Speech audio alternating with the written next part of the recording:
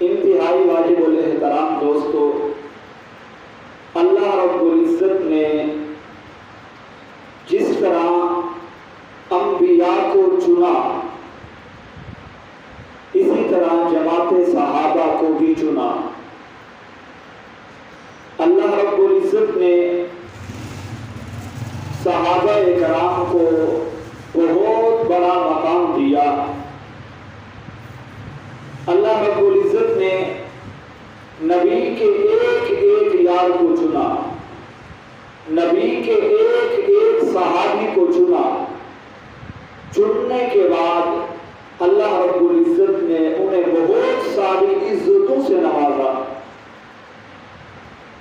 حضور نبی کریم صلی اللہ علیہ وآلہ وسلم سے پہلے جتنے بھی انبیاء تشریف لائے، اللہ رب العزت نے سب کو معجزات دیے۔ کسی نبی کے ہاتھ سے کیا معجزہ ظاہر کیا، کسی نبی کے ہاتھ سے کوئی معجزہ ظاہر کیا، لیکن آقا نامدار صلی اللہ علیہ وآلہ وسلم کی تشریف آوری کے بعد سب کے سب معجزے ختم ہو گئے۔ اللہ رب العزت نے میرے نبی کی آمد پر سابقہ نبیوں کی نبوت کو منسوخ کر دیا، لیکن ان نبیوں کے معجزوں کو اللہ رب العزت نے میرے نبی کے صحابہ کے اندر وہ کرامت بنا کر کے رکھ دیے۔ آپ دنیا کی تاریخ پڑھیں، انسان کا سب سے زیادہ کن چیزوں سے واسطہ پڑتا ہے؟ انسان کا سب سے زیادہ واسطہ پانی سے پڑتا ہے، آگ سے پڑتا ہے، ہوا سے پڑتا ہے اور زمین سے پڑتا ہے۔ اگر یہ چار چیزیں نہ ہوں تو انسان کی زندگی مشکل ہو جاتی ہے۔ آپ یوں اندازہ لگائیے، اگر اللہ رب العزت زمین میں سے پانی ختم کر دیں تو انسان پیاس سے تڑپ تڑپ کر کے مر جائے گا۔ اگر اللہ رب العزت ہوا کو روک دیں تو انسان اس کے بغیر بھی زندہ نہیں رہ سکتا۔ اگر اللہ رب العزت زمین کو اٹھا لیں تو انسان کس چیز پر اپنا بسر کرے گا، کس چیز پر چلے گا، کہاں سے روزی کمائے گا؟ اگر اللہ رب العزت ان چار چیزوں کو اٹھا لے تو اللہ رب العزت اٹھانے کے بعد انسان کا جینا مشکل ہو جائے گا، انسان خود بخود مر جائے گا۔ اب سابقہ نبیوں کے تابع اللہ رب العزت نے ان چیزوں کو کیا ہوا تھا۔ اب ایک نبی ہے، اللہ رب العزت نے اسے حکم دیا کہ آپ اپنے تخت کو ہوا پر اڑائیے، اور ہم نے ہوا کو آپ کے تابع کیا ہے۔ ہوا آپ کے تابع ہے، آپ جہاں حکم کریں گے وہ تخت وہاں جا کر کے رک جائے گا۔ اگر اس نبی کی اس معجزے کو آقا نامدار صلی اللہ علیہ وآلہ وسلم کی جماعت میں دیکھنا چاہتے ہو، آقا کے صحابہ میں دیکھنا چاہتے ہو، پھر آپ حضرت عمر بن خطاب کو اٹھائیے۔ حضرت عمر بن خطاب کا دور ہے۔ حضرت عمر نے ایک لشکر جہاد کے لیے روانہ کیا۔ اب وہ لشکر جہاد کر رہا ہے۔ حضرت عمر رضی اللہ تعالی عنہ منبر رسول پر موجود ہے، جمعہ کا دن ہے، جمعہ کا خطبہ دے رہے ہیں۔ حضرت عمر کو اللہ رب العزت نے کشف کے ذریعے بتایا، اے عمر، آپ نے جو حضرت ساریہ کا لشکر روانہ کیا تھا وہ لشکر پہاڑ کی اس جانب ہے اور دشمن اس جانب سے حملہ کر رہا ہے، کہیں ایسا نہ ہو کہ آپ کے صحابہ کو وہ دشمن شکست دے دے۔ اب حضرت عمر مدینہ کی سرزمین ہے، منبر رسول ہے، مسجد نبوی میں خطبہ دے رہے ہیں۔ حضرت عمر نے خطبہ کے دوران 3 مرتبہ یہ آواز لگائی، یا ساریۃ الی الجبل، یا ساریۃ الی الجبل، یا ساریۃ الی الجبل، اے ساریہ پہاڑ کی اس جانب دیکھیے، دشمن اس جانب ہے۔ اب حضرت عمر مدینہ کی اللہ رب العزت نے ہوا کو حکم دیا، حضرت عمر کی آواز کو مدینہ سے لے کر اس ملک میں پہنچایا جس ملک میں صحابہ کا لشکر جہاد کر رہا ہے۔ اب ایک نبی کے تابع اللہ نے ہوا کو کیا، اس ہوا نے اس نبی کے تخت کو لیا، جہاں نبی کی منشا ہوئی، جہاں نبی کا دل ہوا، اس نبی نے ہوا کو حکم دیا، وہ ہوا اس تخت کو لے کر وہیں ٹھہر جاتی ہے۔ اب یہ کرامت حضرت عمر کے اندر موجود ہے۔ اللہ رب العزت نے حضرت عمر کی آواز کو منبر رسول سے اٹھایا، ہوا نے آواز کو منبر لگائی، جیسے حضرت عمر نے رسول اللہ کے منبر سے آواز لگائی، اس آواز کو ہوا نے لیا اور صحابہ کے لشکر تک پہنچایا۔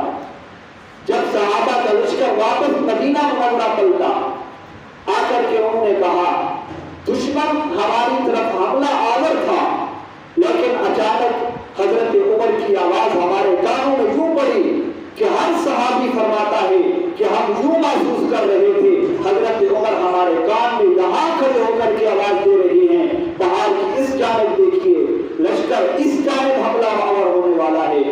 صحابہ کرام فرماتے ہیں ہم نے حضرت عمر کی آواز کو یوں سنا جیسے حضرت عمر ہمارے اندر موجود ہے۔ اب یہ کرامت اللہ رب العزت نے نبی کے صحابہ کو ادا کی۔ اب دوسری چیز ہے پانی۔ اب وقت کے نبی ہیں حضرت موسیٰ علیہ السلام۔ جب فرعون کا لشکر حضرت موسیٰ پر حملہ آور ہونے والا ہے، حضرت موسیٰ نے اپنے لشکر کو لیا، چل پڑے۔ اب آگے دریا آیا، حضرت موسیٰ پریشان ہو گئے، اے اللہ اب میں کیا کروں، پیچھے فرعون کا لشکر آ رہا ہے، آگے دریا کا پانی ہے، اگر میں دریا میں کودتا ہوں تب بھی میری جان کو خطرہ ہے، اگر میں رک جاتا ہوں فرعون کا لشکر آ کر کے ہمیں قتل کر دے گا تب بھی ہماری جان کو خطرہ ہے۔ اللہ رب العزت نے حضرت موسیٰ کو کہا آپ کے ہاتھ میں جو لاٹھی ہے، آپ کے ہاتھ میں جو عصا ہے، آپ کا کام ہے پانی میں اس کو مارنا۔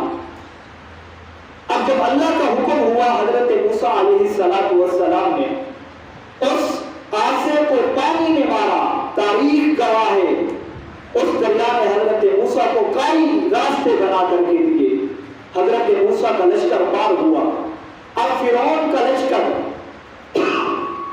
اسی پانی سے گزرا، انہی راستوں سے گزرا۔ اللہ رب العزت نے فرعون کے لشکر کو غرق کر کے دکھایا۔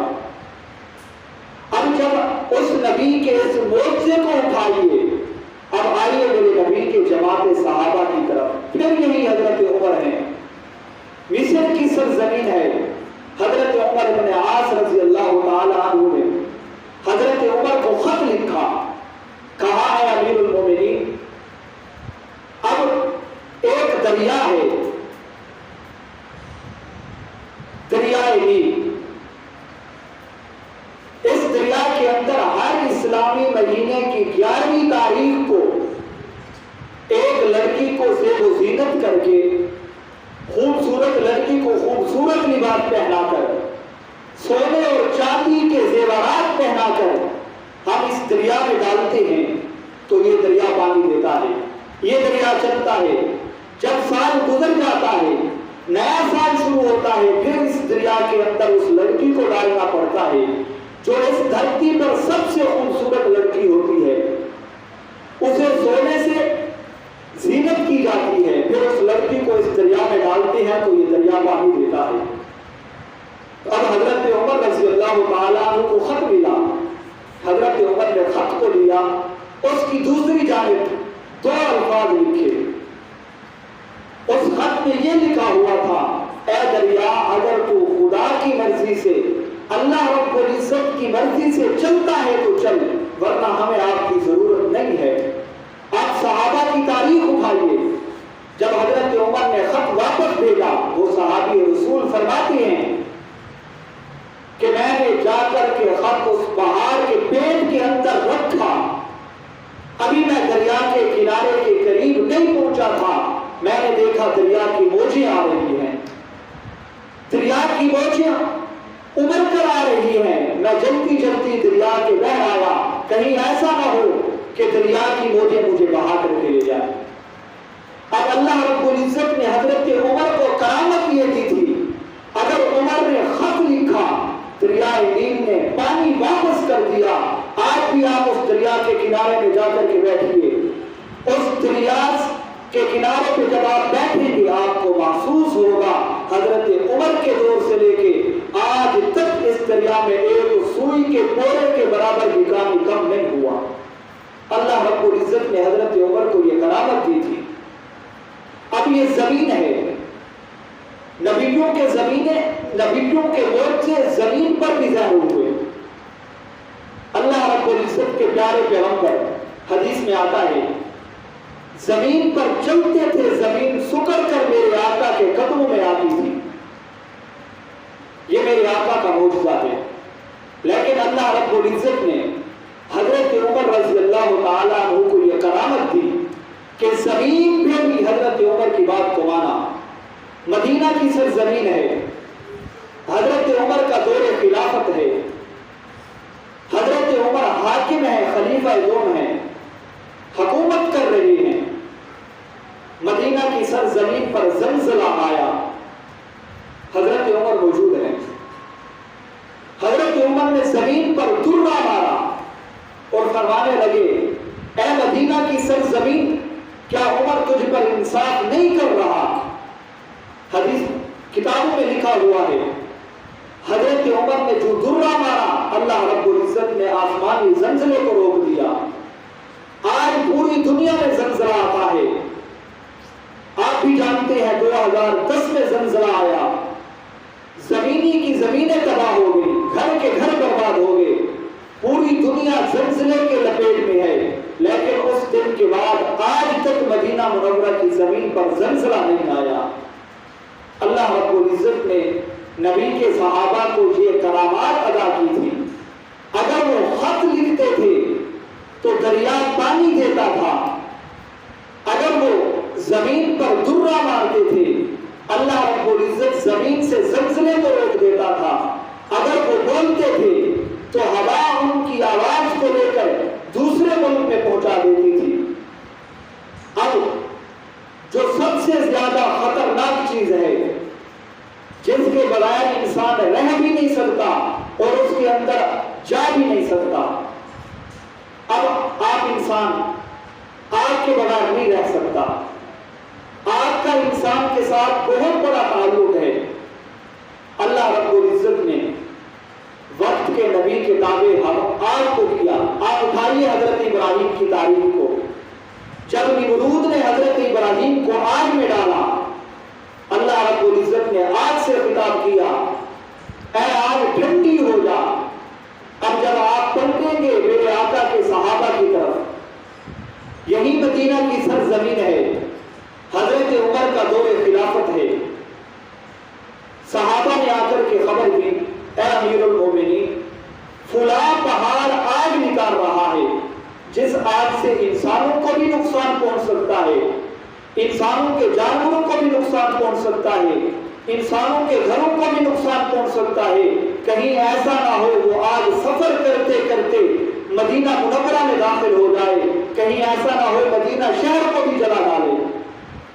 جب صحابی رسول نے آ کر کے خبر دی، حضرت عمر نے اپنی چادر کو اتارا اور صحابی رسول کے حوالے کی، کہا جا کر کے جس پہاڑ کے جس کونے سے آگ نکل رہی ہے، آپ جائیے اس کونے کے اندر یہ میری چادر رکھ دیجیے اور اس پہاڑ کو میرا سلام کہیے اور اسے یہ بھی کہیے کہ جہاں سے آپ نے آگ نکالی ہے آپ کو اسی جگہ واپس لے جائیے۔ آپ اٹھائیے صحابہ کی تاریخ، جب وہ صحابی رسول گیا پہاڑ کے قریب، اس پہاڑ کو حضرت عمر کے سلام کہے، وہ پہاڑ جھومنے لگا۔ حضرت عمر کے صحابی رسول نے حضرت عمر کی چادر کو اس سوراخ کے اندر رکھ دیا اور کہا، امیر المومنین فرما رہے ہیں اپنی آگ کو واپس لے جائیے۔ آپ جانتے ہیں پہاڑ کا کام ہی آگ لینا ہے، پہاڑ سے ہمیشہ آگ نکلا کرتی ہے اور سے ہی آگ نکالنے میں شاہکار ہوتے ہیں، وہاں ہر طرف پہاڑ ہیں۔ جب اس پہاڑ کے اندر حضرت عمر کی اس چادر کو رکھا گیا، تاریخ کی کتابوں میں لکھا ہوا ہے پہاڑ بھی موجود ہے، اس پہاڑ میں حرارت بھی موجود ہے، اس پہاڑ کے اندر آگ کی صلاحیت بھی موجود ہے، لیکن آج 14 صدیاں گزر چکی ہیں، اس پہاڑ میں دوبارہ آگ نہیں نکالی۔ اللہ رب العزت نے حضرت عمر کو یہ کرامت دی تھی۔ اب ہمارے پاکستان کے اندر ان صحابہ کرام کے خلاف بکواسات کی جا رہی ہیں، ان صحابہ کرام کا نام لے کر کے لعنت کی جا رہی ہے، ان صحابہ کرام کے ناموں پر لعنت کی جا رہی ہے۔ مجھے بتائیں، اللہ رب العزت نے جن صحابہ کو یہ مقام دیا، آج بھی ان کی بات مانتی ہے، پانی بھی ان کی بات کو مانتا ہے، ہوا بھی ان کا حیا کرتی ہے۔ اگر یہ چیزیں انسان کے بھی تابع اللہ رب العزت کر دیتا ہے تو آپ جنگل کی طرف چلے جائیے، جنگل کا سب سے بڑا درندہ کون ہے؟ جنگل کا سب سے سردار درندہ جو ہے اسے شیر کہتے ہیں۔ درندہ جنگل کے سب جانور شیر سے ڈرتے ہیں، شیر کا سامنا نہیں کرتے، لیکن اللہ رب العزت نے میرے نبی کے صحابہ کو یہ کرامت دی ہے کہ جنگل کے درندے بھی میرے نبی کے صحابہ کی بات کو مانتے ہیں۔ چنانچہ میرے آقا کے صحابی ہیں حضرت ساریہ رضی اللہ تعالیٰ عنہ۔ میں پہلے بھی کئی مرتبہ یہ واقعہ سنا چکا ہوں، لیکن یہ واقعہ سنانے کا مقصد یہ ہے آج بھی میرے نبی کے صحابہ کی بات کو مانے، پانی بھی میرے نبی کے صحابہ کو مانے، ہوا بھی میرے نبی کے صحابہ کو مانتی ہے، جنگل کے درندے بھی میرے آقا کے صحابہ کی بات کو مانتے ہیں۔ میرے نبی کے صحابی جا رہے ہیں، چلتے چلتے جنگل میں پہنچے، ایک شیر نے لوگوں کا راستہ روکا ہوا ہے۔ حضرت ساریہ آگے بڑے لوگوں سے پوچھنے لگے کیا ماجرا ہے، آپ یہاں کیوں رکے ہوئے ہیں؟ لوگوں نے بتایا اے ساریہ فلاں شیر ہمارا راستہ روک کے کھڑا ہے، ہم اپنے بچوں کے لیے مزدوری کرنے جا رہے ہیں، اس شیر نے ہمارا راستہ بند کیا ہوا ہے، اگر ہم نہیں کمائیں گے اپنے بچوں کے لیے ہم راشن کیسے خرید کر لائیں گے؟ میرے نبی کے صحابی رسول اس جنگل میں جاتے ہیں، جا کر کے اس شیر کی دم پر ہاتھ رکھتے ہیں اور کہتے ہیں میں نبی کا صحابی ہوں، میں آپ کو حکم دیتا ہوں کہ آپ راستہ چھوڑ دیجئے۔ آپ اٹھائیے حدیث کی کتب، حدیث میں یہ بات درج ہے جب صحابی رسول نے اس شیر کو آواز دی کہ میں آقا کا صحابی ہوں، میرے حکم پر آپ راستہ چھوڑ دیجئے، حدیث کی کتابیں بتاتی ہیں وہ شیر دم ہلاتا ہوا راستے سے ہٹ گیا، لوگ اپنی مزدوری کے لیے چلے گئے، جب رات کو واپس آئے پھر وہی شیر اسی راستے پہ بیٹھا ہوا ہے۔ اب دوبارہ لوگوں کا وہ لشکر وہیں رک گیا، اب دوبارہ میرے نبی کے صحابی کا گزر وہاں سے ہوا، پھر لوگوں نے شکایت کی اے میرے آقا کے صحابی پھر اسی شیر نے ہمارے راستے کو روکا ہوا ہے۔ میرے نبی کے صحابی آگے بڑھے، پھر کہا آپ راستہ چھوڑ دیجئے، شیر نے راستہ چھوڑ دیا۔ جب شیر راستے کے کنارے کھڑا ہوا اس شیر کی آنکھوں سے آنسو آ رہے ہیں۔ اب اللہ رب العزت نے اس شیر کو میرے نبی کے اس صحابہ کی پہچان ایسے عطا کی، جب آنسو آ رہے تھے وہ صحابی رسول آقا نامدار صلی اللہ علیہ وآلہ وسلم کی مجلس میں آیا، سارا واقعہ سنایا کہ شیر نے راستہ روکا ہوا تھا، میں نے اپنا تعارف کروایا، میں نے کہا میں آقا نامدار صلی اللہ علیہ وآلہ وسلم کا صحابی ہوں، آپ راستہ چھوڑ دیجئے۔ جب دوبارہ واپس آئے تو اس شیر نے پھر اسی راستے کو بند کیا ہوا تھا، جب میں نے دوبارہ اسے یہ بات کہی تو وہ کنارے تو لگ گیا لیکن اس کی آنکھوں سے آنسو آ رہے تھے۔ میرے نبی نے کہا اس کے آنسو یہ پوچھ رہے تھے آپ سے کہ میرے نبی کا صحابی ابو بکر کیسا ہے، میرے نبی کا صحابی عمر کیسا ہے، وہ صحابہ کے حالات پوچھ رہا تھا۔ اللہ رب العزت نے جنگل کے درندے کو یہ پہچان دی کہ انہوں نے میرے نبی کے صحابہ کو پہچانا۔ ہوا کو یہ پہچان تھی کہ میرے نبی کے صحابہ کو پہچانا، آگ کو آواز تھی میرے نبی کے صحابہ کو پہچانا۔ یہی صحابہ کا لشکر ہے، جہاد کے لیے روانہ ہوا، راستے میں چلتے چلتے لیٹ ہو گئے، رات میں بسرا کیا، جب پہنچے تو جنگل کا راستہ تھا، جنگل کی سرزمین تھی۔ ایک صحابی رسول کھڑا ہوا، جنگل کے درندوں کو آواز دے کر کے کہا، میں پیارے نبی کا صحابی ہوں، ہم جہاد کے لیے روانہ ہوئے تھے، لیکن اب رات میں آ کر کے ہمیں یہاں پر ٹھہرنے پر مجبور کیا ہے، میں اعلان کر رہا ہوں اس جنگل کو خالی کر دیجئے، یہاں نبی کے صحابہ نے رات گزارنی ہے۔ حدیث میں آتا ہے کہ چھوٹی چھوٹی چونٹیاں اپنے بچوں کو اپنے منہ میں لے کر کے جنگل کو خالی کر رہی ہیں۔ پوچھنے والے نے پوچھا آپ کو کیا ہوا ہے؟ چونٹیوں نے کہا ہمارے کانوں میں ہمارے نبی کے صحابہ کی آواز پڑی ہے کہ یہاں نبی کے صحابہ بسرا کرنے والے ہیں، نبی کے صحابہ نے رات گزارنی ہے، ہم نبی کے صحابہ کی عزت اور عظمت کو جانتے ہوئے ہم جنگل کو خالی کر رہی ہیں، کہیں ایسا نہ ہو کہ کوئی جنگل کا درندہ میرے نبی کے صحابہ کی پہچان نہ کر سکے، اسے کوئی نقصان پہنچا دے، کل قیامت کے دن آقا کی بارگاہ میں ہمیں شرمندگی کا سامنا کرنا پڑے۔ اب جنگل کے درندے بھی میرے نبی کے صحابہ کو پہچانتے ہیں، پہچانا نہیں تو نبی کے امتی نے نہیں پہچانا۔ اب 10 محرم الحرام کو شاید آپ نے بھی سوشل میڈیا پہ سنا ہوگا، کراچی کی سرزمین پر ظہر کی نماز کے اندر میرے نبی کے صحابی حضرت امیر معاویہ کا نام لے کر کے لعنت بھیجی گئی۔ کون امیر معاویہ؟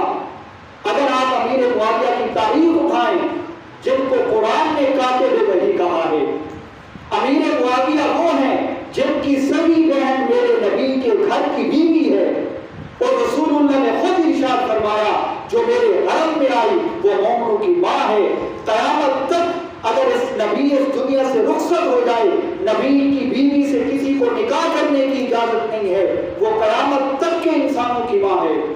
اب اس صحابی رسول کی جس صحابی کی بہن نبی کا حرم ہے، نبی کے گھر کی حرم ہے، اس صحابی رسول کا نام لے کر کے سڑکوں پر اس نبی کی گستاخی کی جائے۔ کون امیر معاویہ؟ جس نے سب سے پہلی جہاز بنایا۔ کون امیر معاویہ؟ جسے رسول اللہ نے خود کہا کہ امیر معاویہ جنتی ہے۔ اب ابو سفیان کون ہے؟ فتح مکہ کے موقع پر میرے آقا نے خود ارشاد فرمایا آج جو ابو سفیان کے گھر میں داخل ہو گیا میرا نبی اس کو بنا دے دے گا۔ جس نے اپنے گھر کا دروازہ بند کر دیا آج وہ بھی پناہ میں ہے۔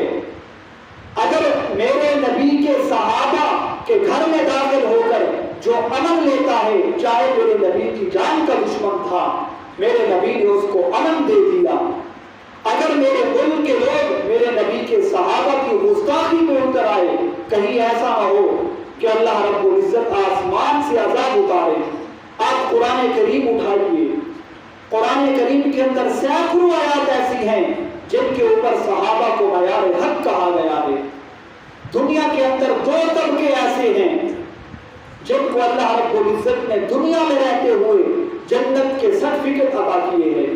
ایک انبیاء کا درجہ ہے، ایک صحابہ کا درجہ ہے۔ اللہ رب العزت نے اعلان کیا اے میرے نبی آپ اعلان کر دیجئے جماعت صحابہ میں اگر آپ کے صحابہ میں اب کوئی گناہ بھی ہو جائے ہم نے اس گناہ کو معاف کیا ہے، کل قیامت کے دن ہم ان کو بغیر حساب کتاب کے جنت میں داخل کریں گے۔ آپ اٹھائیے، قرآن کے سب سے پہلے مخاطب صحابہ کرام ہیں۔ میرے نبی نے اگر اذان کا حکم دیا سب سے پہلے اذان صحابہ نے دی۔ اگر میرے نبی نے مسجد کا حکم دیا سب سے پہلے مسجد صحابہ نے بنائی۔ اگر میرے نبی نے جہاد کا حکم دیا سب سے پہلے جہاد صحابہ نے کیا۔ اگر میرے نبی نے کلمہ حق کی دعوت دی سب سے پہلے کلمہ حق کو صحابہ نے قبول کیا۔ اگر میرے نبی نے قرآن سنایا سب سے پہلے صحابہ نے قرآن سنا، اور دنیا کے کونے کونے میں پھیل کر قرآن کی دعوت دے رہے ہیں، قرآن سنا رہے ہیں، میرے نبی کے فرمان کو پہنچا رہے ہیں۔ قسطنطنیہ کو فتح میرے صحابہ نے کیا، ملتان کی سرزمین تک، بہاولپور کی سرزمین تک، راجن کی سرزمین تک میرے نبی نے، صحابہ نے، میرے نبی کے صحابہ نے قرآن کے پیغام کو پہنچایا۔ تاریخ گواہ ہے اگر ایک صحابی کو جماعت صحابہ میں سے ہٹا لیا جائے، نہ شریعت باقی رہتی ہے، نہ قرآن باقی رہتا ہے، نہ نماز باقی رہتی ہے، نہ حج باقی رہتا ہے، نہ کعبۃ اللہ کا طواف باقی رہتا ہے، نہ مدینہ منورہ کی رونقیں باقی رہتی ہیں۔ اگر ایک صحابی کو ہٹا لیں، خدا کی قسم اللہ رب العزت کا دین خطرے میں ہے۔ اگر جو شخص صحابہ کی گستاخی کرتا ہے اس کا ایمان بھی خطرے میں ہے۔ رسول اللہ نے خود ارشاد فرمایا، جس شخص نے میرے صحابہ کے پیچھے چلا، کسی ایک صحابی کے پیچھے بھی چل پڑا، وہ صحابی اسے جنت کے دروازے پر لے جائے گا۔ اور جس شخص نے میرے کسی ایک صحابی کی گستاخی کی، کہیں ایسا نہ ہو اس کی اس گستاخی کی وجہ سے اس کا ایمان بھی موجود ہو، وہ مسجد کا نمازی بھی ہو، وہ قرآن کا قاری بھی ہو، لیکن میرے نبی کے صحابہ کی گستاخی کی وجہ سے اللہ رب العزت اس کا کوئی اعمال قبول نہیں کریں گے۔ کل قیامت کے دن وہ جہنم کا ایندھن ہوگا اگر اس نے توبہ نہیں کی۔ اب صحابہ معیار حق ہیں، یہ قرآن کہہ رہا ہے۔ دعا ہے کہ اللہ رب العزت ہمیں صحابہ کی عزت اور عظمت سمجھنے کی توفیق فرمائے اور ہمیں راستہ صحابہ سے لینے کی توفیق عطا فرمائے۔ جس نے راستہ صحابہ سے لیا وہ نبی کے قدموں تک پہنچا، جو نبی کے قدموں تک پہنچا وہ در حقیقت جنت کا حقدار ہے، وہ جنت کا وارث ہے۔ دعا ہے کہ اللہ رب العزت عمل کرنے کی توفیق عطا فرمائے۔